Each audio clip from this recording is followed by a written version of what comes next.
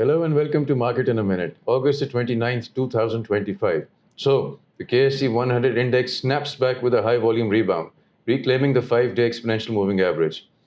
But let's not get ahead of ourselves, because momentum still needs confirmation. Let's look at the chart. Take a look at this. Look at this volume, 624 million. The last time we had such an up volume day was way back here, around December 2024. But more importantly, all this participation for only a 0.86% jump, 1274 points after the market being soft for so many days. This raises very important, interesting questions. Let's take a look at it one by one, starting with the RSI. You could see that it has eased from extreme overbought conditions over here, where it was in the mid-80s, but it's now again ticking higher. This could suggest that momentum might be reloading rather than be exhausted. So that's one thing to consider. But this is the gravest sign. Look at the MACD.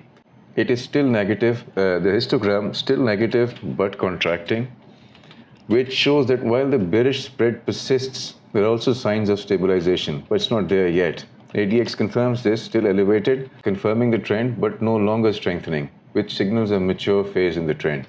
So all in all, the verdict for the day would be that the strong rebound and very high volume points to fresh buying support over here. There's no doubt about that, showing that buyers are not yet ready to surrender control, which had been looking imminent for the last few days.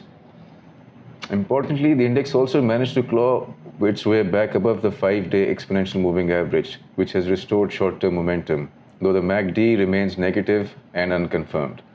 And here's the important part. This is not enough. Bulls must now follow through to drive sustained action above the 149-200 level to reassert dominance, because they have not done it so far. Otherwise, the risk of consolidation within a mature trend still lingers. So we might have made another higher low over here, but the price action of the next week, the follow through to this high volume candle, will actually show where we are going. So stay tuned. Thank you.